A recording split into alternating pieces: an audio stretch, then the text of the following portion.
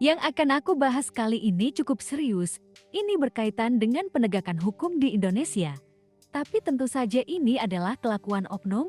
Tapi oknum yang satu ini adalah oknum yang buta fakta, cacat logika, dan menyalahgunakan kekuasaan.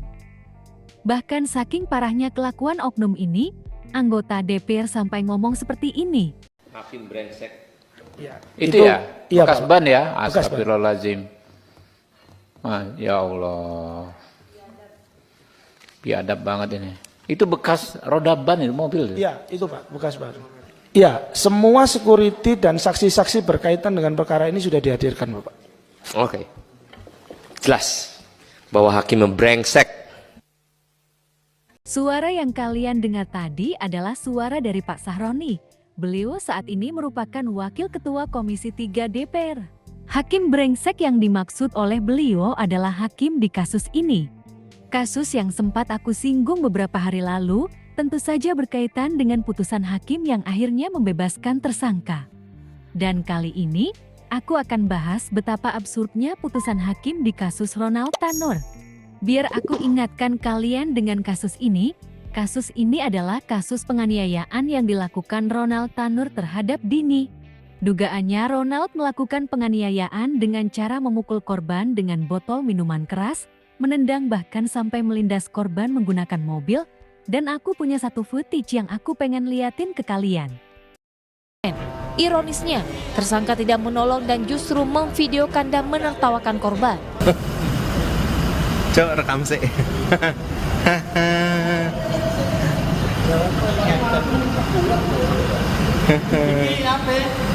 Cuma ada dua jenis manusia di dunia ini yang ketawa ketika melihat orang yang tak sadarkan diri, psikopat dan ODGJ. Video yang kalian lihat tadi direkam oleh Ronald sendiri, tepatnya setelah dia melindas korban menggunakan mobil. Dan korbannya adalah pacar dia sendiri. Ini orang melakukan penganiayaan kepada seorang wanita yang mana itu pasangannya sendiri, lalu dengan santainya merekam dan menertawakan korban.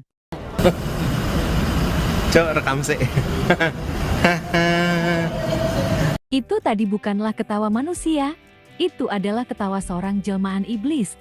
Aku yakin tiap malam, Raja Iblis Lucifer langsung yang datang mencium kening orang ini, lalu dinyanyikan senandung neraka, sehingga matilah rasa empati Ronald kepada makhluk hidup. Pokoknya gitulah, kalian harusnya paham maksudku, Ronald udah ngelakuin hal yang sangat-sangat tidak manusiawi. Nah, kasusnya sendiri menjadi viral di tahun 2023 kemarin, sempat diketahui kalau Ronald ternyata anak dari seorang pejabat. Tentu ini membuat netizen khawatir kalau bapaknya menggunakan kekuasaannya untuk mengintervensi kasus ini.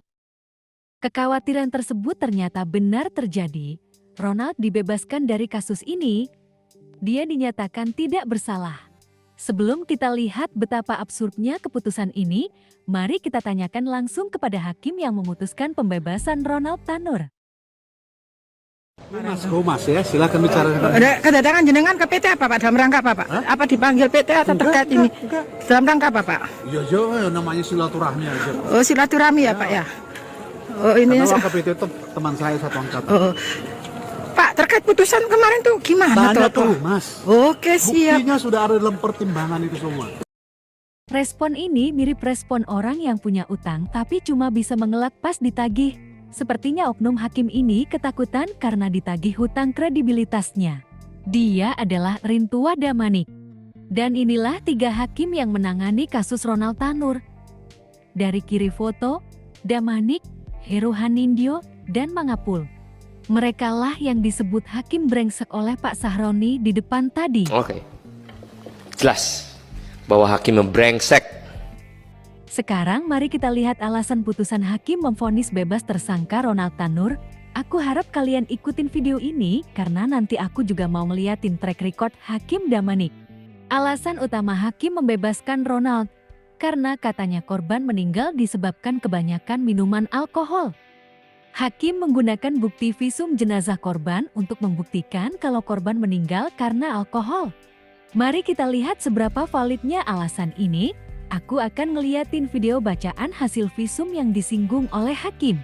Pada pemeriksaan luar ditemukan pelebaran pembuluh darah pada selaput lendir kelopak mata dan selaput keras bola mata, bintik pendarahan selaput lendir kelopak mata dan selaput keras mata, kebiruan pada ujung jari, pucat pada ujung jari kuku kanan kiri, kelainan di atas. Ini lazim memang pada mati lemas, tetapi kemudian ada luka lecet pada dada, perut, lengan atas, tungkai atas kanan kiri, tungkai bawah kiri akibat kekerasan tumpul, memar kepala, telinga kiri, leher, dada, perut, punggung, anggota gerak atas kanan, lengan atas kiri dan tungkai atas kiri akibat kekerasan tumpul. Pada pemeriksaan dalam ditemukan pelebaran pembuluh darah pada otak, usus halus, usus besar akibat mati lemas, resapan darah pada kulit bagian dalam kepala, resapan darah pada kulit bagian dalam leher, resapan darah pada otot dada, resapan darah pada tulang iga kedua, ketiga, keempat, dan kelima kanan, luka memar pada bawah paru kanan dan hati akibat kekerasan tumpul, luka robek pada hati akibat kekerasan tumpul, pendarahan pada rongga perut kurang lebih 1.200 ml.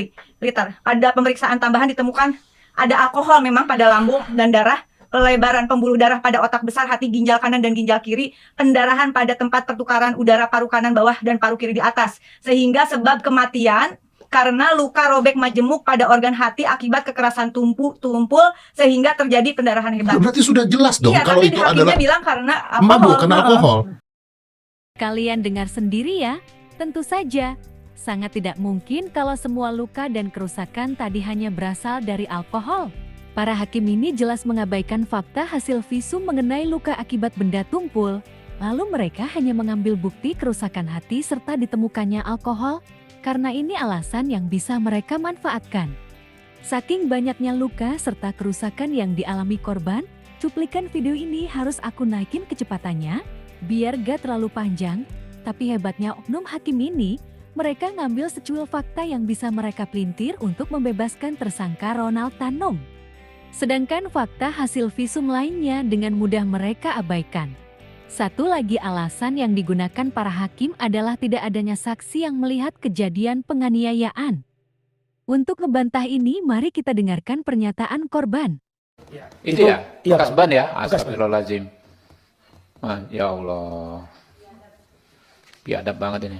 Itu bekas roda ban itu mobil. Iya, itu Pak, bekas ban. Ya, semua security dan saksi-saksi berkaitan dengan perkara ini sudah dihadirkan, Bapak. Oke. Jelas bahwa hakim membrengsek. Jelas, ada saksi yang dihadirkan. Bahkan di podcast Om Deddy, Pak pengacara dia bilang kalau ada CCTV yang digunakan sebagai barang bukti. Tapi semua diabaikan oleh ketiga hakim. Dan jelas juga, tanpa perlu menempuh ilmu hukum pun, kita semua tahu kalau ketiga hakim ini waktu ngeriset putusan absurd hakim, aku nemuin track record hakim dinamik. Semua data ini bisa kalian temuin di internet, atau nanti aku cantumin semua sumber di komenan kayak biasanya. Lanjut, vonis bebas kepada tersangka penipuan senilai 450 juta. Lalu ada vonis bebas untuk tersangka pencucian uang sebesar 47 miliar. Kedua tersangka dibebaskan dan kedua kasus ini berkaitan dengan uang. Sepertinya, Hakim Damanik ini punya kemampuan khusus, yaitu membebaskan tersangka. Seorang hakim yang seharusnya menjadi tembok terakhir melawan ketidakadilan, justru memuluskan praktek-praktek ketidakadilan. Oknum seperti inilah yang bikin aku khawatir, dan kekhawatiran ini yang menjadi alasan aku ngangkat tema ini. Kayaknya, segitiga terbalik yang aku pakai buat logo kanalku ini, masih relevan untuk menggambarkan penegakan hukum di Indonesia. Runcing ke bawah, tumpul ke atas. Mari kita sama-sama ikuti proses hukum terhadap 3 oknum ini, agar kejadian menyedihkan ini tak terulang lagi. Udah dulu, makasih udah nonton, dadah.